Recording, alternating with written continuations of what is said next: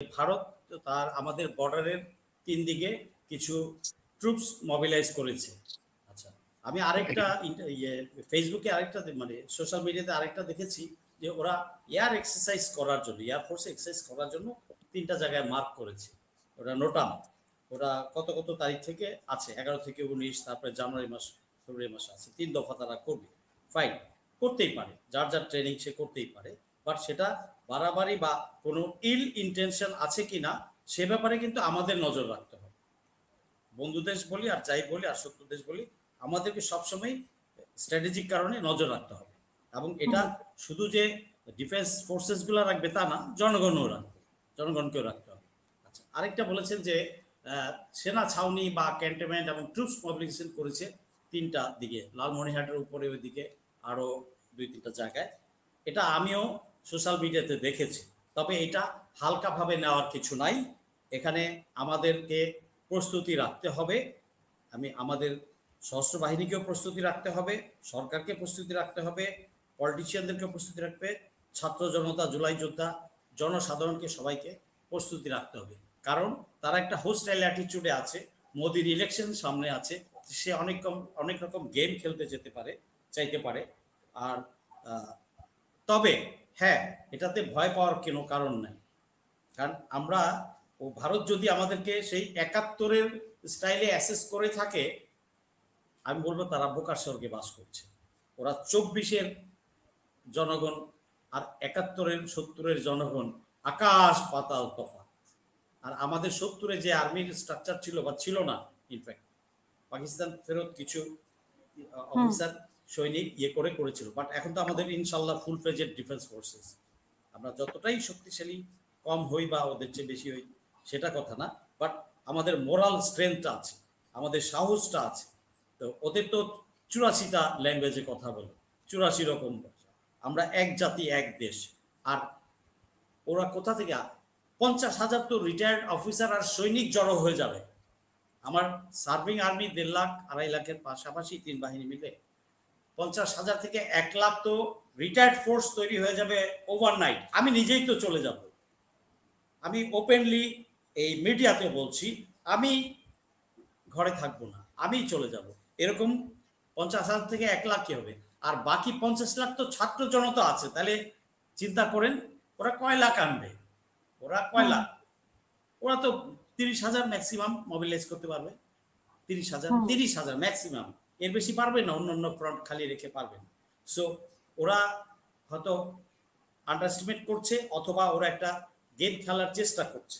তবে হ্যাঁ, এখানে আমি কি আসিফ মাহমুদরা প্রশিক্ষণ দিয়ে রাখছে কিনা, এটা এইসব সার্বভৌমত্ব রক্ষা মিন্স এইসব ব্যাপার চিন্তা করে, হ্যাঁ, এটা তো রং কিছু না, তো করা উচিত। কালকে সকাল থেকেই করা উচিত, কত 1 মাস আগে থেকে কেন করে নাই সেটাই তো আমার প্রশ্ন।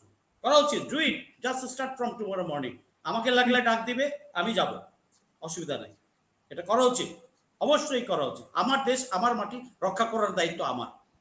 এখানে সরকার কিছু না, অমুক কিছু না, সরকার উইল ডু হিজ পার্ট, সে তার করবে। প্রতিটা নাগরিকের দায়িত্ব তার দেশ রক্ষার জন্য ঝাঁপিয়ে পড়া। যেমন 71-এ আমরা পড়েছিলাম, 24-এ আমরা উৎখাত করেছি আধিপত্যবাদ এবং হাসিনাকে। এখন আবার প্রয়োজনে আমরা পুরা জাতি রেডি। ওই কিছু কিছু লোক ওই রিউমার ছড়ায় বা ওই ভারতীয় প্রোপাগান্ডায় বা আওয়ামী প্রোপাগান্ডা যারা করে, এরা ছাড়া জাতি কিন্তু এক পায়ে খাড়া। হোল নেশন ইজ ওয়ান, ইউনিটিতে। এবং আমি পলিটিক্যাল দলগুলোকে বলবো, যদি আল্লাহ না করুক কোনো ক্রাইসিস মুভমেন্ট আসে, পুরা সকল রাজনৈতিক দলগুলো দলমত নির্বিশেষে ঐক্যবদ্ধভাবে আমরা এটা মোকাবেলা করব ইনশাল্লাহ, এবং আমরা পারবো। এবং আমি একটা জিনিস বলে দেই, আল্লাহর নাম নিয়েই বলছি, ইনশাল্লাহ ওরা যদি ঢুকার সাহস করে ঢুকতে পারবে, কিন্তু জিন্দা ফেরত যেতে দিব না বান্দা, জিন্দা ফেরত যেতে দিব না। এবং বাংলার একটা নাগরিকও জিন্দা ফেরত যেতে দিবে না। বড়ই বাড়ির ঘটনা ভুলে গেছে তারা, ভুলে নাই। রাজনাথ সিং দেখলাম এক ধরনের হুঁশিয়ারি দিল রাজনাথ সিং।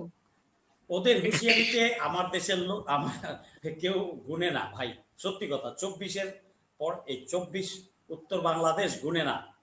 ওরা জানে, ওরা 71-কে স্টাডি করেছে, ও 24 সিচুয়েশনটাকে পুরা ওদের ওদের যে থিঙ্ক ট্যাঙ্কগুলো আছে ওরা গবেষণা করেছে, ওরা বুঝতে পারে যে সেইটা আর এই 24 উত্তর বাংলাদেশ এক না। তারা যে এমন ধরা খাবে ও তো বুঝতেছে না। যাই হোক, পলিটিক্যাল শয়তানরাদের ওদের ডিফেন্স ফোর্সেস কিন্তু ঠিকই বুঝতেছে।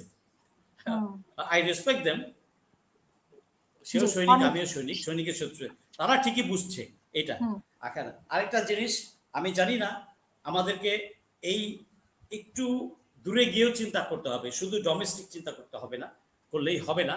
আমি বোদ্ধাদেরকে বলবো যে আপনারা চোখ কান খোলা রাখুন, কারণ এখানে রিজিয়নাল পলিটিক্স এবং ইন্টারন্যাশনাল পলিটিক্স জড়িত থাকতে পারে, কারণ সব জায়গায় ওয়ার্ল্ডে আমরা গত কয়েক বছর দেখতে পাচ্ছি, ইউক্রেনের সাথে বা বিভিন্ন জায়গায় আছে। তো এখানে বিগ প্লেয়ারদের রোল চলে আসতে পারে। সো আমি এত কিছু এখনই অ্যাজাম্পশন বেসিসে এখনই কথা এখানে বলা ঠিক হবে না, আমি বলবো না। শুধু এইটুকুই বলবো, আমি বলতে চাচ্ছি না, সত্যি কথা, যতটুকুই বলতে পারতাম আমি বলতে চাচ্ছি না। বাট আমি জনগণের উদ্দেশ্যে বলবো, আমরা রেডি, জনগণ রেডি হন। যদি কোনো ক্রাইসিস আসে আমরা ঐক্যভাবে ফেস করব, ইনশাল্লাহ আমরাই জয়ী হব, ইনশাল্লাহ। এটাতে কারো গুজবে কান পাতার কিছু নাই, শুধু চোখ কান খোলা রাখবেন, টাইমলি মাঠে নেমে পড়বেন। আমি নামবো, আমি তো জুলাইতেও মাঠে ছিলাম, 13টা সেলাইও মাথায় আছে, আমি নামবো। Still I am physically fit at the age of 65, আমি নামবো। তবে এখানে ইন্টারন্যাশনাল কিছু গেম চলতে পারে, রিজিয়নাল কিছু গেম চলতে পারে, হতে পারে, সম্ভাবনা থাকতে পারে। অতএব আমাদের স্বার্থ আমাদের দেখতে হবে, আমাদের দেশের স্বার্থ আমাদেরকে দেখতে হবে সবার আগে, আমার দেশ, তারপরে মামুর দেশ না খালার দেশ না ওই মোদির দেশ বা পাকিস্তান না মালয়েশিয়া না আমেরিকা, সেটা পরে, বা চীন। আগে আমার দেশ, আমি আমার দেশের স্বার্থ রক্ষা করব এবং প্রতিটা নাগরিককে তাই করতে হবে। এবং এই জন্য সর্ব লেভেলে আমাদের প্রস্তুতি থাকতে হবে। বৃষ্টি আসুক বা না আসুক, বৃষ্টি আসতে পারে, তো আমরা ছাতা নিয়ে যাই না বাইরে, কেন? ইটস এ প্রিপারেশন, তাই না? তো এই প্রস্তুতিটা আমাদের সকলকে রাখতে হবে। আমি এই ইন্ডিকেশনটাই দিচ্ছি এই মুহূর্তে।